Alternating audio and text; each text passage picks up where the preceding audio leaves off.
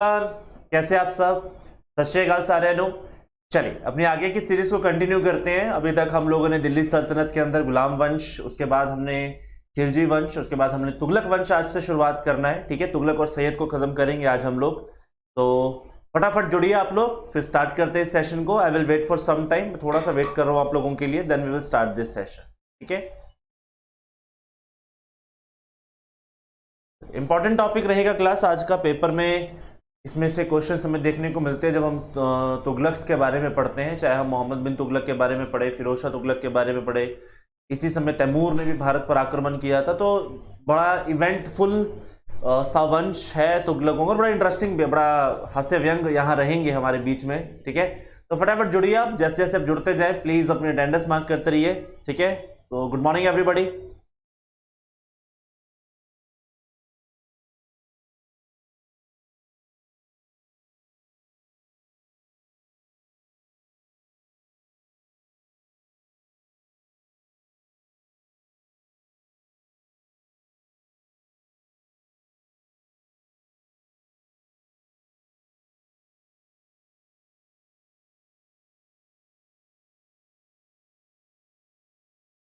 चलिए, so we shall begin this. थोड़ा सा मैं पिछला एक रिव्यू लेकर चलूंगा कि लास्ट लेक्चर में हमने थोड़ा सा लास्ट में कहाँ पे छोड़ा था। ठीक है, तुगलक डायनेस्टी की बात की थी मैंने आप लोगों से। मैंने बताया था कि ये जो एरिया पिंक कलर से शेडेड है, मार्क्ड है, ये सारा का सारा तुगलक डायनेस्टी का हिस्सा है आपके पास। ठीक है, और इसके पहले शासक की हमने बात की थी, दैट इज गयासुद्दीन तुगलक। ठीक है, खुसरो शाह यानी कि जो खिलजी वंश के आखिरी शासक थे, उनको हराकर ये गद्दी पर आए थे। और मैंने पहले ही बताया था कि इनका रियल नेम क्या है, गाजी मलिक। ठीक है, रियल नेम इनका क्या है, गाजी मलिक।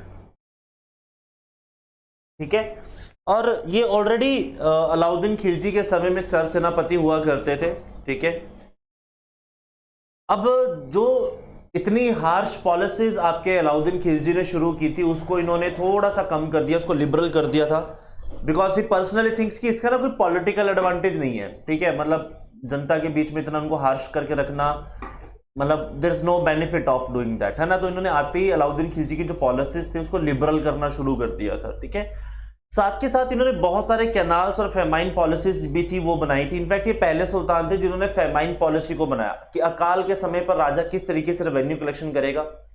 कैनाल्स बड़े लंबे बनाए गए आपके पास ताकि एग्रीकल्चर पे फर्क पड़े, एग्रीकल्चर बेहतर होगा तो आपका रेवेन्यू भी अच्छा होगा।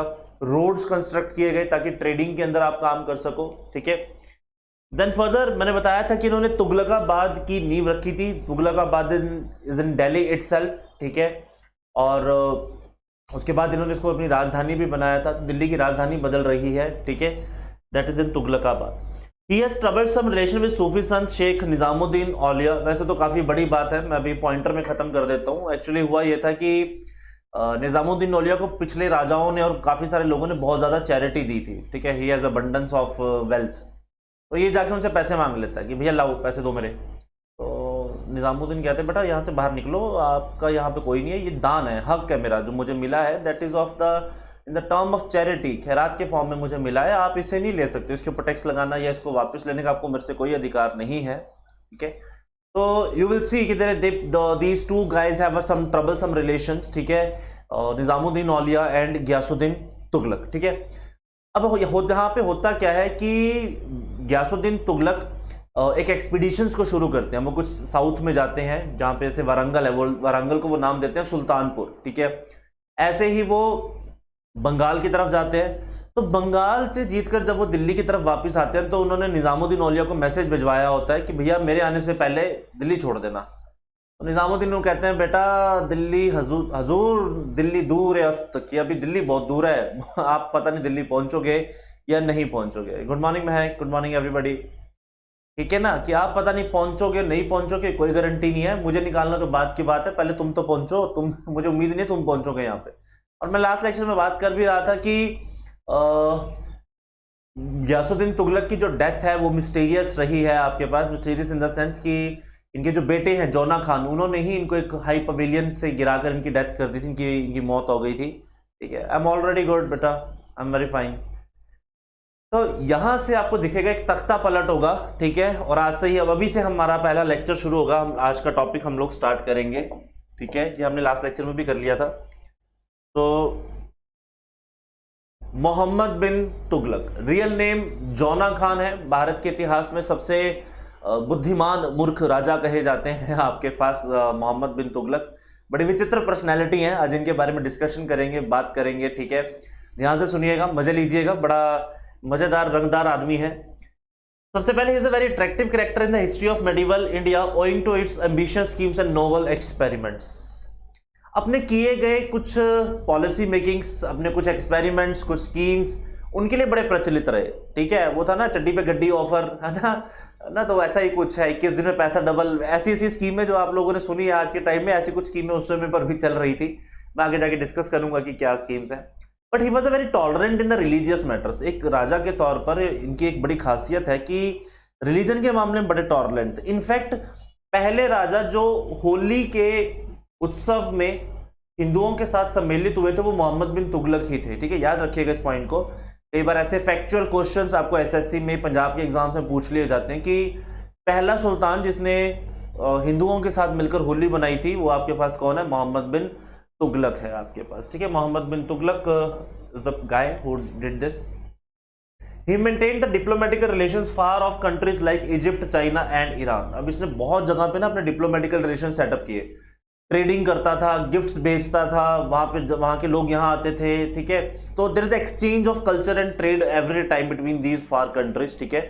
Mohammad bin Tughlaq, however his enterprise and novel experiment ended in miserable failures। एकमात्र सुल्तान जो सबसे ज्यादा पढ़ा लिखा है, ठीक है, who has been designed to become a king, वो सिर्फ मोहम्मद बिन तुगलक है। इसके अलावा ना आपको इतिहास में कोई ऐसा खास व्यक्ति नहीं दिखेगा except you will see Jahangir, Shahjahan, जो आगे मुगल्स में आएंगे। मतलब दिल्ली सल्तनत में कोई ऐसा खास किंग नहीं है जिसको आप देखकर ये कह दो कि यार ये तो किंग बनने के लिए पैदा हुआ है। हमने हर बार देखा कि तख्ता पलट हो रहा है, most of the time it's a change of power. लेकिन मोहम्मद बिन तुगलक कुछ ऐसे हैं जिनको पूरी तरीके से पढ़ाया लिखाया गया था, ठीक है। इकोनॉमिक्स में बड़े जबरदस्त थे, is a great mathematician, astrologer, is a excellent calligrapher as well. Calligrapher होता है जिनकी हैंडराइटिंग बड़ी प्यारी होती है, ठीक है। मेरी तो बिल्कुल नहीं है, मैं बिल्कुल विपरीत हूँ, एंटी कैलीग्राफर हूँ बल्कि मैं तो आपको दिखाई देगा कि he is a very intelligent sort of person, ठीक है। युद्ध नीति, शास्त्र नीति सब इनको सिखाकर पहले से ही ट्रेन किया गया था, बस गद्दी पे आने की थोड़ी जल्दी थी, इसलिए पिताजी को स्वर्गवास करवा दिया इन्होंने टाइम से, ठीक है। अब हम लोग देखेंगे कि इन्होंने जो एक्सपेरिमेंट्स किए हैं वो क्या है, ठीक है। आपको पेपर में क्वेश्चन पूछे जाते हैं कि which of the person has done this type of experiments और दोस टाइप्स ऑफ एक्सपेरिमेंट्स। तो अभी उसको देखना शुरू करते हैं, ठीक है। सबसे पहले ट्रांसफर ऑफ कैपिटल, कैपिटल का स्थानांतरण हो रहा है, ठीक है। कैपिटल क्या हो रही है? Mohammad bin Tughlaq made Devagiri his second capital so that he might be able to control South India better, ठीक है। अब देखो हो क्या रहा है क्लास, ठीक है। अभी दिल्ली है यहां पे, ठीक है, और दौलताबाद है यहां, ठीक है। देवागिरी एंड दौलताबाद दो जगहें हैं जहां पे आप कैपिटल का सिस्टम कर रहे हो, ठीक। अब जिसके ना दो कारण थे। पहला कारण यह था कि मोहम्मद बिन तुगलक साउथ क्यों जाना चाहता। पहला कारण यह था कि he want to win this area, ठीक है। पहला एम्बिशन है इस एरिया को जीतने का, कि दक्कन पे जीत हासिल करनी है। उसके लिए साउथ के आसपास ही कहीं पर कोई बेस होना चाहिए, तो इससे बेटर प्लेस नहीं हो सकती, क्योंकि दक्कन की शुरुआत ही तुगलकाबाद, दौलताबाद से होती है, जिसे हम देवागिरी के नाम से पहले पढ़ चुके हैं। देवागिरी से ही शुरुआत किसकी होती है? दक्कन की होती है। तो अगर आप दरवाजे पे जाके बैठ जाओगे तो एक दिन तो मकान पे कब्जा होना ही होना, ये तो बात श्योर है ना। इसीलिए आपको दिखता है कि सबसे पहले कैपिटल का क्या कंसेप्ट दिया जाता है कि कैपिटल कहां शिफ्ट की जाएगी? दिल्ली से दौलताबाद, ठीक है। दूसरा कारण यह है कि उस समय नॉर्थ वेस्ट फ्रंटियर पर मंगोल्स अटैक करते रहते थे। मैंने लास्ट लेक्चर में आपको बताया था कि अलाउद्दीन खिलजी ने मंगोलों को डिफीट किया था, नॉट वंस ट्वाइस, 6 टाइम, 6 बार अलाउद्दीन खिलजी ने मंगोलों को हराया था। इसलिए उन्होंने अपने ऊपर एक बार टाइटल भी लिया था सिकंदर सानी, कि भारत का दूसरा सिकंदर कौन है, आप दुनिया का दूसरा सिकंदर कौन है? अलाउद्दीन खिलजी है। क्योंकि प्रैक्टिकली कहीं ऐसा माना जाता है कि अलाउद्दीन खिलजी कभी कोई युद्ध नहीं हारे। अब इसको भी डर था कि जैसे मंगोल्स वहां पे अटैक कर रहे तो इसके टाइम पर भी अटैक होना ही होना, दिल्ली को नहीं छोड़ने वाले। तो उनको मालूम था कि अगर कैपिटल इंडिया के इतने बीचों बीच होगी, इतनी नीचे जाकर होगी किसी राजधानी को, तो मंगोल्स कुछ कर नहीं पाएंगे, यहां तक आने में उनके प्राण निकल जाएंगे और हम उनको पहले ही बीच रास्ते में क्या कर सकते हैं, डिफीट कर सकते हैं। ठीक है, तो कैपिटल चेंज करने का पहला कारण आपको पता लग गया होगा कि एक तो दक्कन को जीतना है, दूसरा मंगोल्स दिल्ली पे अटैक करते रहते हैं, तो उससे भी हम लोगों को क्या करना है, बच के रहना, ताकि नीचे तक कोई आपका एंटर ना करे। अब देखो जनरली जब आप देखते हो कि कोई कैपिटल का स्थानांतरण होता है तो मेजरली आप क्या करते हो, ऑफिस शिफ्ट करते हो, ब्यूरोक्रेट जो लोग हैं उनको साथ लेकर जाते हो। ये बंदा पूरी की पूरी दिल्ली की जनसंख्या को लेकर वहां जाएगा दौलताबाद। ठीक है, मतलब देखो 1600 किलोमीटर का डिस्टेंस ये लोगों को तय करवाएगा। अभी कहते हैं कि पहले तो लोग जाने में इच्छुक नहीं थे, मना कर दिया, तो लोगों ने कि यार we don't want to shift to that. तो इसने बहुत सारे लालच दिए उन लोगों को कि मैं पैसा दूंगा, हीरे जवाहरात दूंगा, है ना, आराम से रहने का, ठंडा पानी पीने का, मस्त एंजॉय करने का, सब कुछ अपना समझ। ठीक है, तो ऐसा ही कुछ उस समय पर हो रहा है कि दौलताबाद जाने के लिए लोगों को क्या किया जा रहा है, इंप्रेस किया जा रहा है कि सर आप चलिए, हम आपको लालच वगैरह दे रहे हैं, आप चलिए। तो लोग जाने में राजी नहीं हुए। अब इसको गुस्सा आ गया क्योंकि सन की आदमी तो है ही है। अब इसने क्या किया, एक आदमी को तोप में डाला और उसको दौलताबाद की डायरेक्शन में फायर कर दिया। पाहिज आदमी है, चल फिर नहीं सकता है, उसको उठा के इसने तोप में डाल के किस डायरेक्शन में फायर कर दिया, दौलताबाद। कहता पैदल चलोगे तो ठीक है, नहीं तो ऐसे लेके जाऊंगा। तो आपको दिखेगा कि पहली कैपिटल शिफ्ट जो है वो कुछ फोर्सफुली है, कुछ और यार ये फिर अटक गया class, just a minute.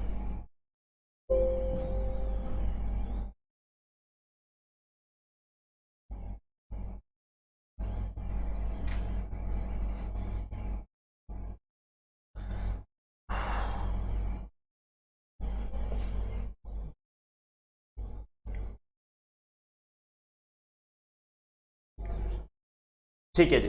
He ordered the transfer of royal household and the ulemas and the Sufis from Delhi to Devagiri, which was named as Daulatabad. तो मैंने बताया ना कि सारा बोरी बिस्तरा उठा के चल दिए, है ना, खाली छोटे मोटे शहरों से, खाली बोर दोपहरों से हम तो झोला उठा के चले। तो झोला उठाकर किधर को जाना है, दिल्ली से दौलताबाद। ठीक है, अब then when they resisted the sultan enforced his order ruthlessly and caused a great hardship on the population of the Delhi। ये मैं आपको बता ही चुका हूं कि जबरदस्ती लेकर गया है, लड़ाई झगड़ा मारपीट, है ना, जबरदस्ती लेकर गया। अब वहां जाके 2 साल में इसको रियलाइज होता कि यार यहां से दक्कन तो जीतना आसान है, लेकिन यहां से नॉर्थ कंट्रोल करना आसान नहीं है। नॉर्थ में अगर मंगोल्स ने अटैक कर लिया तो देयर इज अ चांस कि वो नॉर्थ में ही सेटल हो जाएंगे और मैं कभी दोबारा दिल्ली नहीं जा पाऊंगा। फिर 2 साल के बाद कैपिटल शिफ्ट कर दी जाती है। ठीक है, पहले दिल्ली से दौलताबाद, अब फिर राजधानी का स्थानांतरण होगा दौलताबाद से दिल्ली। अब यार जब कैपिटल बनाई जाती है ना, बहुत खर्चा होता है, बहुत पैसे लगते हैं किसी कैपिटल को एस्टेब्लिश करने में, लोगों को वहां बसाने में, लेके आने जाने में। It takes a toll on the financial treasury. अब उसका कोई हिसाब किताब तो हो नहीं रहा है ना, तो नुकसान बड़ा जबरदस्त हुआ। तो तभी कहा गया था कि इंटेलिजेंट है लेकिन फुलिश है। ठीक है, इसके जो एम्बिशियस स्कीम्स हैं, नोबल एक्सपेरिमेंट्स हैं, वो कहीं ना कहीं दुखद साबित होंगे। तो आपने शायद एक मूवी देखी होगी डिक्टेटर, उसमें एक व्यक्ति है अमेरिका की ट्रिप पर जाते हैं, तो बिल्कुल वही वाली बात है कि ऊंट पे बैठ के चल दिए सुल्तान, बट सुल्तान आगे क्या करेगा, कैसे करेगा, किसी को मालूम नहीं है। अल हबीबी हो गया है, और लेकिन आउटकम कुछ नहीं आ रहा है वहां से। ठीक है, अब ऐसा ही एक सेकंड एक्सपेरिमेंट था टोकन करेंसी का। ठीक है, कि टोकन करेंसी का इंट्रोडक्शन किया जाएगा। ठीक है, देखते हैं क्या पॉइंट है। अब होता क्या है कि 14वीं सदी के अंदर ना दुनिया में सिल्वर की शॉर्टेज होती है। ठीक है, दुनिया जहान में सिल्वर कम हो जाता है, और सुल्तान क्या कहता है, सिल्वर को बचाने के लिए सिल्वर की जगह पे तांबे के सिक्के निकाल देता है। ठीक है, वह कहेगा क्या कि there is a shortage of silver throughout the world in the 14th century. Mohammed bin Tughlaq issued copper coins as per the value of the silver tanka coins. Metallic currencies को हमने सेम रेट पे डाल दिया, जो भाव चांदी का है वही भाव किसका है, तांबे का है। ठीक है, अब लोग शाणे हैं। ठीक है, अब हुआ क्या कि लोगों ने घर में ही सिक्के ढालने शुरू कर दिए। घर पे डाल रहे हैं, जो गोल्ड स्मिथ है, सुनियारे हैं, उनको जा जाके घर का तांबा दे रहे हैं और वो सिक्के ढाल ढाल के दे रहे हैं। तो नौबत क्या हो रही है क्लास की, एक समय ऐसा आ गया कि तांबे के कॉइन एक्सेस में मार्केट में आ गए। और अगर आपने थोड़ा बहुत अगर कभी इकोनॉमी में पढ़ा तो आपने देखा होगा कि जब भी मार्केट में एक्सेस ऑफ मनी होती है तो मनी डिवैल्यूएट होता है, प्लस इन्फ्लेशन बढ़ता है ना। तो ऐसा तो है नहीं कि आज हो रहा तो पहले नहीं हो रहा होगा, ये चीजें पहले हो चुकी हैं, तभी हमें आज मालूम है ना, कि अब इतना ज्यादा टोकन करेंसी मार्केट में होगा कि तांबा तांबा हो गया है। और आपको दूसरा दिखाई देगा कि सुल्तान का सारा चांदी खत्म होगा। क्यों? क्योंकि तांबा और चांदी सेम रेट पे है, तो एक्सचेंज रेट बराबर है, तो लोगों ने तांबा ले लेके चांदी एक्सचेंज कर लिया। ठीक है, तो सुल्तान के खजाने में तांबे के सिक्के भर गए हैं, सोना चांदी लोगों के घर पहुंच गया है। है ना। तो ये बहुत बड़ा बेवकूफ़ी बड़ा एक्सपेरिमेंट था, चाइना से कॉपी किया गया था, चाइना में कामयाब हुआ लेकिन भारत में कामयाब नहीं हुआ, ठीक है। तो टोकन करेंसी को इंट्रोड्यूस करना भी वॉज अ फुलिश स्टेप। तो आपको दिख रहा होगा, ये हमने अभी फर्जी मूवी देखी है जहाँ पे लोग कॉन्ट्रफेक्ट वाला काम बड़े आसानी से करते हैं कि बेटा नकली नोट बनाओ, नकली सिक्के बनाओ, माला माल जिंदगी जियो, है ना। तो आंखें, लोगों की आंखें में चमक आ जाती है कि भैया आप देख रहे हैं यहाँ शाहिद कपूर कैसे देख रहे हैं कि यार बेटा अब आया मौका मौका मौका, कि हम लोग अब क्या करेंगे, जो करेंसीज हैं उसको घर में ही छापेंगे और छापने के बाद हम लोग क्या करेंगे, उसको मार्केट में रेगुलेट करेंगे, क्योंकि दाम तो बराबर है ना। तो बिल्कुल ऐसा जैसे मैं कह दूंगा 20 का नोट और 2000 का नोट बराबर हो जाए, दोनों सेम है, ठीक है। तो वो वाली बात हो गई यहाँ पे। अब इसके बाद एम्बिशियस मिलिट्री प्लान्स बनाए जाते हैं, ठीक है। अभी पहला जो प्लान है वो आपका किसका है, expeditions on Khurasan and Iraq. अभी ना पहले तो हुआ ये कि इन दोनों जगहों पे मंगोल्स के अटैक के बाद एक पॉलिटिकल टॉर्माइल आता है, वहां पे अनस्टेबिलिटी आता है, राजाओं का आता पता नहीं है, मंगोलों ने लूट मार इस लेवल पे की हुई है कि वहां से अब कुछ बचता हुआ दिखाई नहीं दे रहा। अब मोहम्मद बिन तुगलक सोचता है कि यार ये राइट टाइम है, एक तो मैं वहां जाके कब्जा कर लूंगा, दूसरा मैं मंगोल्स को डिफीट करूंगा और ये 2 रियासतें भी मेरे कब्जे में आ जाएंगी, तो वहां का रेवेन्यू भी मुझे मिल जाएगा। ये भाई साहब पूरी भारत से लोगों को रिक्रूट करता है कि भैया आर्मी ज्वाइन करो, आर्मी ज्वाइन करो, ठीक है, मैं अच्छी खासी सैलरी दूंगा। 1 साल के लिए ये आदमी खैबर पख्तून के रीजन्स में जाके बैठ जाता है, 1 साल की एडवांस सैलरी भी देता है, लेकिन लड़ने ही नहीं जाता, ठीक है। ये बिल्कुल ऐसा कि हम सारे तैयार होके स्टेशन पे तो चले गए, भैया गोवा जाएंगे, लेकिन वहां जाके तो कोई ट्रेन ही नहीं चढ़ रहा है, कोई कह रहा है मम्मी डांटेगी, कोई कह रहा है पापा नहीं मानेंगे, अब्बा नहीं मानेंगे, वो वाली बात हो गई। तो आपको यहां पर दिखाई देगा कि इतना बड़ा मिस एडवेंचर होगा यहाँ पे कि ये सारी सेना को इकट्ठा करके पाकिस्तान के बॉर्डर पे ले जाके बैठा देगा, अफगानिस्तान पाकिस्तान के बॉर्डर पे, लेकिन आगे नहीं जाएगा, ठीक है। कि इतनी देर में खुरासन अलर्ट हो जाते हैं, उनके वहां पे पॉलिटिकल स्टेबिलिटी आ जाती है, वो सब इकट्ठे हो जाते हैं तुगलक के अगेंस्ट कि ये हम पे अटैक करेगा तो बेटर है कि हम लोग पहले अपने आप को बचाएं। तो इतना बड़ा मिस एडवेंचर किया। उसके बाद इसने ये अमेंडन कर दिया था अपना program and he move towards the hilly areas. तो first he went to Uttarakhand, Kumaon hills की तरफ ही जाता है, ठीक है, वहां पे अटैक करता है। तो वहां पे तो इसको बड़ी पिटाई होती है, गढ़वाल के जो लोग हैं बड़ी बुरी तरह से मार पीट के इसको वापस भेजते हैं। फिर ये थोड़ा दिल्ली से ऊपर की तरफ कांगड़ा की तरफ भागने की कोशिश करता है, हिमाचल की तरफ जाने की कोशिश करता है। तो कांगड़ा नगर कोर्ट में इसको लूट मार करने का मौका मिलता है, वहां ये थोड़ा सक्सेसफुल रहता है, लेकिन जब ऊपर की तरफ बढ़ता है तो फिर चप्पल पड़ती है, फिर जूते पड़ते हैं। तो experiment was totally a failure. तो आपने इतना बड़ा मिलिट्री का खर्चा पानी उठाया, लेकिन आपको कोई बेनिफिट नहीं हुआ उसका, ठीक है। तो यू विल सी कि स्कीम कुछ ऐसी थी कि अपन लोग जाएंगे और 25 दिन में करोड़पति, ठीक है, 21 दिन में पैसा डबल, वो वाली बात है, ठीक है। जैसे अक्षय कुमार उस समय स्कीमें बेच रहे हैं, तो उस समय आपके मोहम्मद बिन तुगलक भी जनता को स्कीमें ही बेच रहे हैं कि भैया चलो युद्ध पे चलते हैं, युद्ध पे जाने के बाद 25 दिन में अपन करोड़पति होकर वापस आएंगे, उनको लूट मार करके। इतना ईजी तो है ही है, लेकिन ऐसा होता नहीं है। यू विल सी कि यार they will have to suffer. इसके बाद नेक्स्ट प्लान आता है टैक्सेशन इन दोआब, ठीक है। दोआब के अंदर टैक्स लगाया जाता है, ठीक है। मोहम्मद बिन तुगलक दिल्ली सल्तनत के अंदर आता है तो देखता है कि फाइनेंशियल डिस्ट्रेस हो चुका है, इतने सारे एक्सपेरिमेंट कर लिए, टोकन करेंसी इंट्रोड्यूस कर ली, कैपिटल शिफ्ट कर ली, आर्मी को एडवांस सैलरीज पे कर रखे, लेकिन बन कुछ नहीं रहा भाई साहब, ट्रेजरी में तो कुछ नहीं आया, सब कुछ जीरो, बल्कि ट्रेजरी पे खर्चा बढ़ रहा है। अब इसने क्या सोचा कि मैं दोआब में टैक्स लगाता हूँ। दोआब का मतलब है गंगा और यमुना के बीच का हिस्सा, बड़ा फर्टाइल एरिया है, तो वहां पे किसानों पर टैक्स लगा देता है ज्यादा कि भैया चलो देश में तो अंदर ही तो खून मार तो कर ही सकते हैं, लूट मार तो कर सकते हैं। अब आपको दिखता है कि ये रेवेन्यू जब फार्मर्स पे बढ़ाया जाता है तो एक तो वहां पे प्रॉब्लम ये आती है कि वहां पे अकाल फैल जाता है, अकाल खत्म होता है तो वहां प्लेग फैल जाता है, ठीक है। अब सुल्तान वहां पे लोगों से जबरदस्ती टैक्स कलेक्ट कर रहा है इस हार्श सिचुएशन के अंदर भी, तो वहां की जनता विद्रोह कर देती है, ठीक है। तो आपको दिखेगा कि वहां से उतना रेवेन्यू इकट्ठा नहीं होता जहां जितना वहां से रिवोल्ट इकट्ठा हो जाता है, ठीक है। लेकिन सुल्तान पीछे पड़ा हुआ है कि भैया मेरे को तो पैसे चाहिए, जैसे मर्जी दो, मैं तो बिना पैसे लिए नहीं जाऊंगा। तो सिचुएशन बिल्कुल ऐसी है जैसे आपको दिख रहा होगा कि अक्षय कुमार रो रहे हैं, मेरा पैसा चाहिए, मेरे को मेरा पैसा चाहिए, पैसे दो।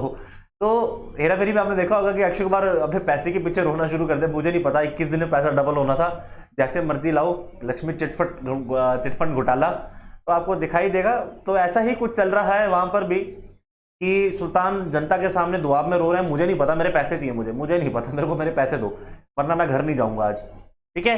तो ये आपके टैक्सेशन ऑफ दुआब का रिजल्ट था। Again it was result in a distress, यहां पर भी कोई बेनिफिट नहीं होता हुआ आपको दिखाई देगा, ठीक है। अभी इन सब 5 एम्बिशियस एम्बेक्स की वजह से आपको दिखाई देगा कि तुगलक सरकारी खजाने पे बहुत प्रेशर डाल देता है, बहुत ज्यादा वहां पर आपको दिखेगा डिस्ट्रेस आएगा, फाइनेंशियल आउटकम ऑलमोस्ट जीरो है। इतने सारे नोवल एक्सपेरिमेंट्स में आपने ओवर एक्सपेंडिचर्स किए हुए हैं, ठीक है। यही वो कारण थे जिसकी वजह से आपको दिखता है कि मोहम्मद बिन तुगलक को दिल्ली का सबसे बुद्धिमान मूर्ख राजा कहा गया था, ठीक है। तो बुद्धिमान इसलिए है कि ये आइडियाज अपने टाइम से आगे के थे। ये आइडियाज बुरे नहीं है क्लास, ठीक है, चलो हंसी मजाक अपनी जगह है, लेकिन एज अ सुल्तान ये आइडिया बुरे नहीं है, ठीक है, अपने टाइम से आगे थे। This person has a far vision. कहते हैं ना, ज्यादा पढ़ा लिखा आदमी अपने जनता को नहीं समझा पाता कि वो चाहता क्या है ना। कई बार ऐसा होता है, कई किंग्स के साथ हुआ है, कई प्रेसिडेंट प्राइम मिनिस्टर के साथ ऐसा देखने को मिला है इतिहास के अंदर। तो सेम आपको कहां पर देखने को मिल रहा है, मोहम्मद बिन तुगलक के साथ, कि जनता इसके बीच में इतना गैप है कि ये जनता को समझा नहीं पा रहा कि व्हाट एक्चुअली ही वांट्स, और रिजल्ट आपको कॉन्सिक्वेंसेज इसके क्या दिखाई देंगे कि फाइनेंशियल डिस्ट्रेस आएगा, ठीक है। लेकिन इसने एग्रीकल्चर को लेकर जो काम किए हैं उसके बारे में डिस्कशन करते हैं। He launch a scheme which is taccavi loans. Taccavi loans का मतलब होता है loans for cultivation, advance loan दिए जाते हैं। जैसे आज भी भारत सरकार किसानों को खेती करने के लिए एडवांस में पैसे देती है, फर्टिलाइजर्स खरीदने के, सीड्स खरीदने के, ठीक है, सब्सिडीज वगैरह प्रोवाइड करती है, ठीक है, ताकि आप लोग कल्टीवेशन को ढंग से कर सको। इसके लिए एक एग्रीकल्चर डिपार्टमेंट की भी शुरुआत की गई, जिसे नाम क्या दिया गया, दीवाने कोही, ठीक है। दीवाने कोही आपके पास डिपार्टमेंट है जो आपके एग्रीकल्चर से रिलेटेड है। Model farm under the state which was created an area of 64 square miles for which the government spend 70 lakh टकास। अब सरकारी फार्म्स भी बनाए गए। एक जमीन ऐसी रखी गई जो सरकार की है, यानी दिल्ली सल्तनत की है, उस पर आज सालाना 70 लाख रुपए खर्च किए जाते थे, सीड्स वगैरह के ऊपर, कल्टीवेशन के ऊपर, इरिगेशन के ऊपर, ठीक है। तो ये एक अच्छा स्कीम था, ठीक है। अब मोहम्मद बिन तुगलक की डेथ हो जाती है 1391 में, इसकी बीमारी से मृत्यु हो जाती है, बहुत ज्यादा बीमार थे। तो उस समय के इतिहासकार हुआ करते थे बदौनी। बदौनी ने लिखा था the sultan was freed from people and the people freed from sultan. कहता मोहम्मद बिन तुगलक की जो डेथ है वो इतनी बड़ा इवेंट है कि सुल्तान को जनता से मुक्ति मिल गई और जनता को सुल्तान से मुक्ति मिल गई। दोनों एक दूसरे से परेशान थे। मियाँ बीबी की जोड़ी है, मियाँ बीबी से परेशान है, बीबी मियाँ से परेशान है, तो आपको दिखेगा दोनों को सुख चैन मिल जाएगा जब तुगलक की डेथ होगी, मोहम्मद बिन तुगलक की जब डेथ होगी। तो ये कई बार पूछा गया कि किस शासक के मरने पर लिखा गया था the sultan was freed from his people and the people from the sultan. तो दोनों, एक डेथ ने दो लोगों के लिए सुख शांति का काम यहाँ पे कर दिया, ठीक है जी। चलिए, तो this was about the Mohammad bin Tughlaq, ठीक है। चलिए नेक्स्ट देखते हैं, आपके पास है फिरोज शाह तुगलक 1391 से लेकर 1388 तक। दिल्ली सल्तनत के इतिहास में अगर आप टॉप 5 किंग्स का नाम लिखो ना, कि जो सबसे महान शासक हुए हैं हर एंगल से, तो आपको सबसे पहला नाम मोहम्मद बिन फिरोज शाह तुगलक का दिखाई देगा। 37 साल का राज है, ठीक है, सेकंड लॉन्गेस्ट टेन्योर था इनका। इसी की वजह से आपको दिखेगा कि तुगलक डायनेस्टी सबसे लॉन्गेस्ट सर्वाइविंग डायनेस्टी बनेगी। 98 वर्ष टोटल राज है दिल्ली सल्तनत के अंदर तुगलकों का, और ये सबसे ज्यादा था, और ये पूछा भी जाता है कई बार। और इसमें फिरोज शाह तुगलक तकरीबन 37 साल राज करेंगे। He was a brilliant administrator, he was a brilliant war general, he was very noble at heart as well. बस थोड़ा सा शरिया को लेकर ये कट्टर थे, ठीक है, इस्लाम को लेकर कट्टरपंथ थे। He was not a religious tolerant person, except this he has all the qualities of be to a great king. He was already a great king, ऐसा नहीं है कि नहीं है, ठीक है।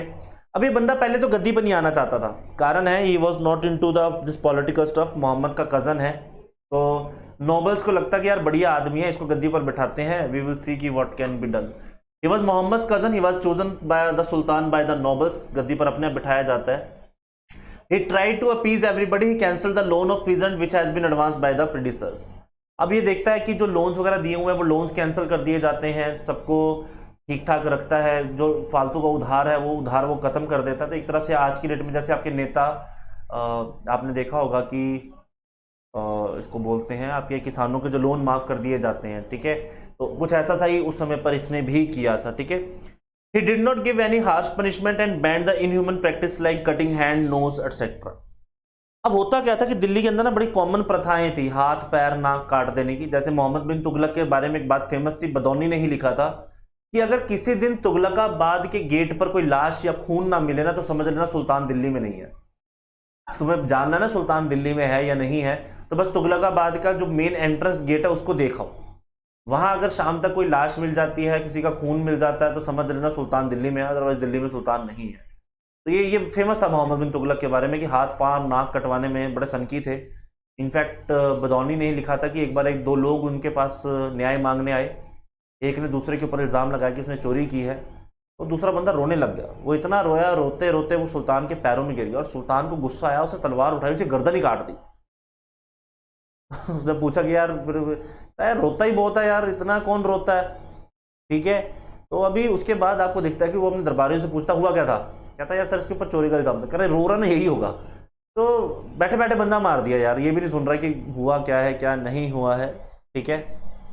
नहीं अभी नहीं होता, अभी ऐसी कोई प्रैक्टिसेस नहीं है। तो इस प्रैक्टिसेस को मोहम्मद बिन तुगलक ने उस समय पर बंद करवा दिया था, ठीक है। Founded several cities like Firozabad, Fatehabad, Hisar, Jaunpur, Firozpur, ठीक है। जैसे फतेहाबाद हरियाणा का जो है इसके बेटे फतेह खान के नाम पर है, ठीक है। हिसार का पूरा नाम हिसारे फिरोजा था। जौनपुर उत्तर प्रदेश में है, one of the oldest reservoirs of that time, आपको दिखाई देगा, ठीक है। और जौनपुर इसके भाई मोहम्मद बिन तुगलक के नाम पे, इनका रियल नेम था जौना खान, ठीक है। जौना खान के नाम पर जौनपुर का निर्माण किया गया। फिर फिरोजाबाद दिल्ली के पास है, आपने देखा होगा दिल्ली की एंट्रेंस है फिरोजाबाद, जहां पे फिरोज शाह कोटला स्टेडियम आगे पड़ता है आपका। और Firozpur that is in Punjab, ठीक है। आपको दिखेगा ये सारे के सारे बड़े शहर जो हैं ये मोहम्मद बिन फिरोज शाह तुगलक द्वारा ही बनाए गए थे, ठीक है।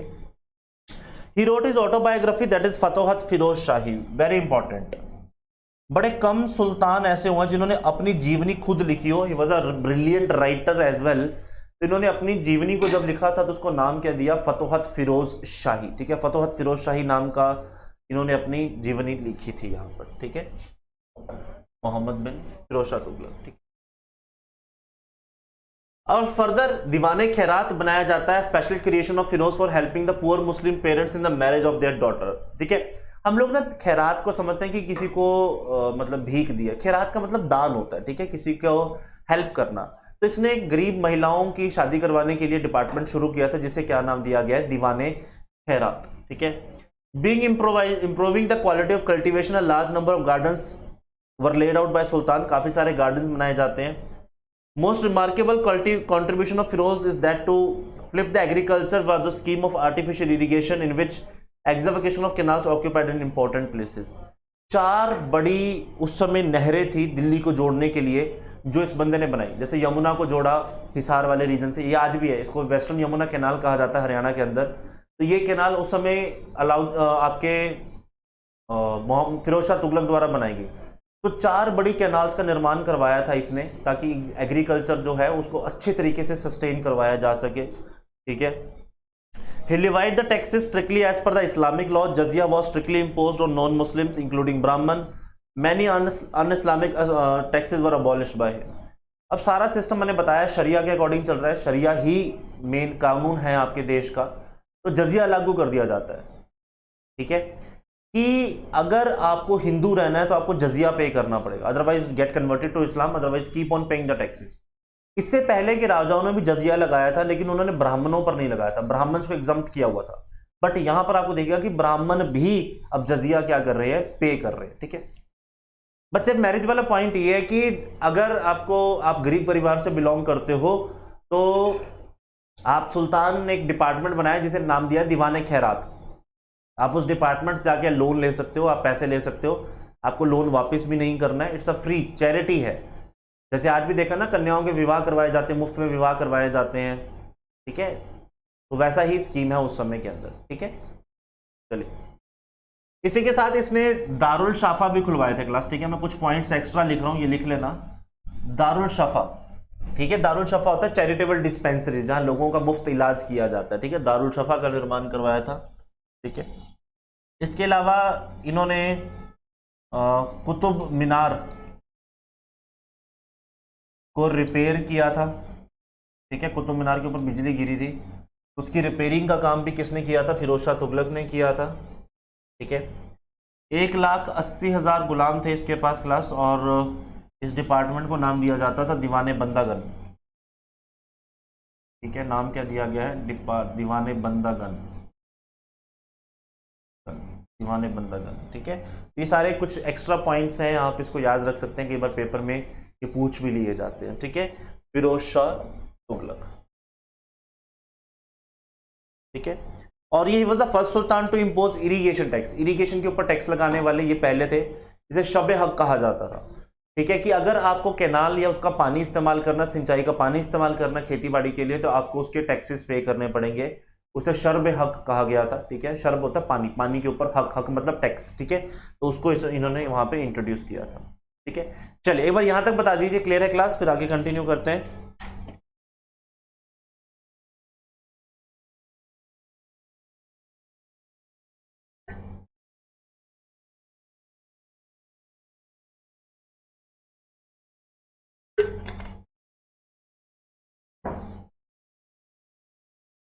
चलिए चलिए ठीक है क्लास, आगे की तरफ चलते हैं, कंटिन्यू करते हैं लेक्चर को। ठीक है,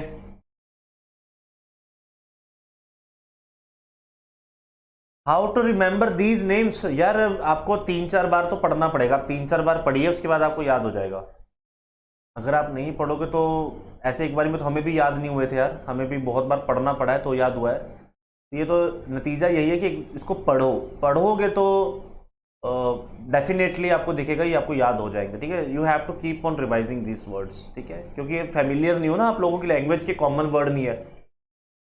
पंजाबी हिंदी होती जल्दी याद हो जाता, इंग्लिश भी होती तो भी हो जाता। अब फारसी शब्दों का इस्तेमाल हो रहा है, तुर्की भाषाओं का इस्तेमाल हो रहा है, तो इट विल टेक टाइम। ठीक है, तो आराम से एक बार इनकी कहानियां कहानियां कहानियां जैसे मम्मी दादी की कहानियां याद रखते हो, नानी दादियों की रखते हो, वैसे ही याद रख लो इनको भी। जैसे मैं सुना रहा हूँ वैसे तुम्हारी कभी नानी दादी ने सुनाई होगी, तो ऐसी कहानियों के तौर पे इतिहास को याद रखोगे तो ज़्यादा जल्दी याद रहता है। ऐसे ऐसे ये वो सब्जेक्ट नहीं है जैसे आप सब्जेक्ट के तौर पे पढ़ सको।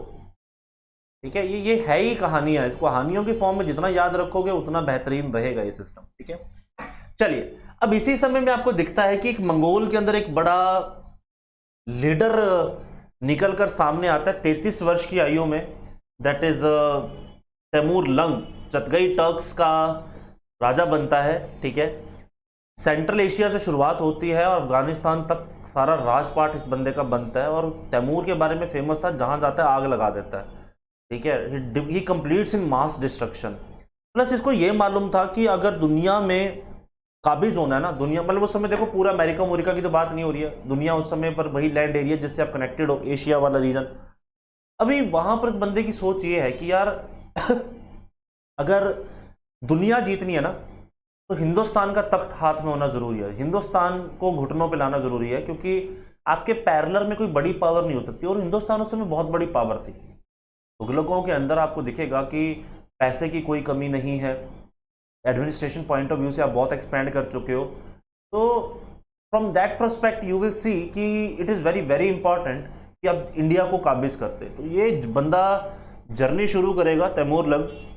1398 दिसंबर में दिल्ली पहुंचता है। उस समय नसीरुद्दीन महमूद तुगलक दिल्ली के शासक हुआ करते थे, और सबसे पहला उन्होंने काम किया, चप्पल उठाई, धोती उठाई और चलते बने, भाग लिए वो वहां से, वो रुके नहीं यहाँ पर कि तैमूर का वेट करते। Timur ordered general massacre in Delhi and robbed Delhi people mercilessly. आपको दिखाई देगा कि एक बार सच में नौबत ये थी कि दिल्ली से लेके पानीपत और दिल्ली से लेके मथुरा तक जनसंख्या ही नहीं बची है। Totally he has massacred the people, बड़ी बुरी तरह से लूटा इसने दिल्ली के लोगों को, जिंदा ही लोग काट दिए इसने। ठीक है, he is said to have inflicted on India more miserably than had ever before been inflicted by any conqueror in single invasion। मतलब भारत को कभी किसी भी इन्वेजन में एक बारी में इतना नुकसान नहीं हुआ था जितना तैमूर ने किया था। ठीक है, तो आप देख सकते हो शक्ल से ही पता लग रहा है क्रूर सा आदमी है। और ये इसका मकबरा है समरकंद के अंदर, one of the finest tombs ever built of any king. ठीक है, कि दुनिया में अगर किसी शासक का आप मकबरा देखोगे तो बड़ा खूबसूरत सा मकबरा बना है। ये क्वेश्चन कई बार पूछा जाता है कि तैमूर का मकबरा कहाँ है, दैट इज इन समरकंद। ठीक है, उज्बेकिस्तान में है जगह जहाँ पे इसकी कब्र बनाई गई है। आप देख सकते हो बड़ा हाईली मेड डोमिनेंट एक टॉम बना हुआ है। ठीक है, तैमूर। अब इस हमले के बाद आपको दिखेगा कि तुगलक वंश सर्वाइव नहीं कर पाएगा। ये it was way worse than they have imagined. बहुत ज़बरदस्त ये अटैक था और इसके बाद तुगलक वंश खत्म हो जाएगा। ठीक है, और शुरुआत किसकी होगी, सईद्स की। ठीक है, 1414 से लेकर 1451 तक सईद्स जो है वो दिल्ली की गद्दी पर आके शासन करेंगे। ठीक है, इसकी शुरुआत किसने की है? इसकी शुरुआत की है खीजर खान ने, ठीक है। मुल्तान के गवर्नर हुआ करते थे और ऐसा माना जाता है कि तैमूर को भारत आने के लिए इन्होंने हेल्प की थी, ठीक है। नहीं बच्चे, मेरी साइड पे तो नेटवर्क इनफैक्ट अपने टाइम से बहुत आगे चल रहा है। एक बार अपने कनेक्शंस को आप क्रॉस चेक कीजिए। मेरी तरफ से तो बच्चे बिल्कुल ओके है ये, ठीक है। मेरी तरफ से भगवान की दया से कोई दिक्कत नहीं है, बढ़िया चल रहा है, ठीक है। अब आपको यहाँ पर दिखेगा कि जो खीजर खान है, मुल्तान का जो गवर्नर है, इसी ने तैमूर को भारत आने में मदद की थी, रास्ता दिया था, ठीक है। तो जाते जाते आपको दिखाई देता है कि खीजर खान को ही दिल्ली का क्या बना दिया जाता है? सुल्तान बना दिया जाता है, ठीक है। हालांकि ये सुल्तान नहीं बन रहा है, ठीक है, और थोड़े देर के लिए बड़ा वीक सा रूलर है और ही कंटेम्प्ट हिमसेल्फ एज अ रायत आला। रायत आला का मतलब है कि ये तैमूर के लिए ही राज कर रहा है, मतलब अपना कुछ नहीं है। कुतबा भी उस समय पर तैमूर के नाम का ही पढ़ा जाता था। उस समय जो ट्रिब्यूट है, ट्रिब्यूट भी कहाँ पे किए जाते थे? तैमूर को, मंगोल में ही पे किए जाते थे। तो यू विल सी कि कोई बहुत बड़ा फाइनेंशियल एडवांटेज उस समय पर सुल्तान को नहीं हो रहा है एज अ सईद किंग्स, ठीक है। वैसे भी वीक रूलर थे। जिस हिसाब से तैमूर भारत को लूट के गया था, तो it would have been taken a great time to come back to the throne. तो आपको दिखता है कि ऐसे समय में रिवाइव करने में समय लगता है। तो आपको दिखेगा 1414 से लेकर 1491 तक तकरीबन 35 साल लगेंगे दिल्ली को रिवाइव होने में। तैमूर ने जो अटैक किया वो इतना भयानक था कि 35 साल लगेंगे दिल्ली को रिवाइव होने में, ठीक है। तो आपको कोई खास डेवलपमेंट सईद के टाइम पर नहीं दिखाई देगी। He tried to consolidate the Delhi सल्तनत बट इन वेन। छोटी छोटी पावर्स उस समय पर राइज करती हैं। 3 सक्सेसर्स हुए इसके, मुबारक शाह, मोहम्मद शाह और अलाउद्दीन अलाम शाह, जो कि सारे के सारे इनकैपेबल हैं, ठीक है। सुदागर पर घोड़ा, बाप पर बेटा, सुदागर पर घोड़ा, ज़्यादा नहीं तो थोड़ा थोड़ा। तो वो कहावत बिल्कुल सही है कि सुदागर और घोड़े पे एक दूसरे से मेल खाते हैं, बेटा बाप से मेल खाता है। तो सारे के सारे निकम्मे, एक लाइन में निकम्मे इकट्ठे हो गए सबके सब, ठीक है। लेकिन यहां पर आपको कोई बहुत बड़ी पॉलिटिकल डेवलपमेंट देखने को नहीं मिलेगी, ठीक है। बस इतना पॉइंट याद रखिएगा कि खीजर खान ने पहले शिया वंश की शुरुआत की थी दिल्ली के ऊपर। दिल्ली के ऊपर राज करने वाला पहला शिया वंश आपके पास कौन सा? सईद्स का है, ठीक है। और बाकी सारे सुन्नी हैं। आप स्लेव डायनेस्टी से लेके इसके बाद मुगल्स को भी देखोगे तो ऑल आर सुन्नीस, कोई भी शिया नहीं है। शिया सिर्फ आपके पास खीजर वंश, जो आपका सैयद वंश है, वही शिया है। बाकी सारे के सारे आपके सुन्नी वंश से ही बिलोंग करेंगे, ठीक है। अब यहां पर होगा क्या कि अलाउद्दीन अलाम शाह लास्ट में अपनी सल्तनत की भाग दौड़ बहलूल लोदी के हाथ में छोड़ देगा और वो मौका देखते ही तख्ता पलट करेंगे, ठीक है। मैं आगे की कहानी थोड़ी सी आपको बता के जा रहा हूं कि होगा क्या कि अलाउद्दीन अलाम शाह अपने गवर्नर बहलूल लोदी के हाथ में सब कुछ छोड़ देते हैं। ये भी जौनपुर से उस समय पर काम कर रहे हैं, जौनपुर बदायूं से रूल कर रहे थे। तो अभी आपको दिखेगा कि बहलूल लोदी इस मौके का फायदा उठाते हैं और तख्ता पलट करते हैं, ठीक है। और इसी के साथ आपको दिखेगा कि पहले अफगानी भारत पर राज करेंगे। इससे पहले सारे के सारे तुर्की मुसलमान हैं। पहले अफगानी जो भारत पर राज करेंगे वो आपके लोधी वंश बनेंगे। और बहलूल लोधी बड़े जेनरस, बड़े लिबरल व्यक्ति थे और is the first one two rule Delhi for the maximum time. 38 years से ज्यादा का टाइम पीरियड है आपके बहलूल लोधी का। Rest of you people have seen कि 20, 25, 30, 15, 20 ऐसे साल है, एक्सेप्ट फिरोज शाह तुगलक जिन्होंने आपके 37 साल तक राज किया है दिल्ली के ऊपर, ठीक है। तो वी विल सी कि यहाँ पे जो सैयद्स हैं उनका डिक्लाइन होगा, लोधीज गद्दी पर आएंगे और लोधीज अभी स्टेबल भी नहीं होंगे कि दिल्ली पर कौन काबिज होने के लिए उतरेगा, दैट इज मुगल्स, ठीक है। तैमूर के ही वंशज हैं, जो गया है अभी उसी के great 3rd 4th generation Delhi पर वापस आएगी, जिसे हम मुगल्स के नाम पे जानते हैं, ठीक है। चलिए, तो यहाँ पे आपके सैयद्स भी आपके यहाँ पर खत्म हो गए। तो दिल्ली सल्तनत के हमने 3 हिस्से पढ़ लिए हैं क्लास। हमने गुलाम वंश कर लिया है, हमने खिलजी कर लिया, हमने तुगलक कर लिया और लगे हाथ हमने सैयद्स भी जो है वो कंप्लीट कर लिए हैं, ठीक है। नेक्स्ट लेक्चर में we will gonna start with the Lodhis के बाद we gonna start with the our that is the Mughal dynasty, ठीक है। तो आज यहीं तक कंप्लीट करेंगे class. You can join us on Telegram, Instagram and YouTube channels, ठीक है। यहाँ पर आपको कोई भी डाउट हो, कोई भी क्वेश्चन हो, आप हमसे पूछ सकते हैं। आप कमेंट सेक्शन में लिख के बता सकते हैं and we will gonna definitely sort it out, ठीक है। टिल देन अपना बहुत ध्यान रखिएगा, बहुत ख्याल रखिएगा, पढ़ते रहिए। Bye bye, God bless you, take care.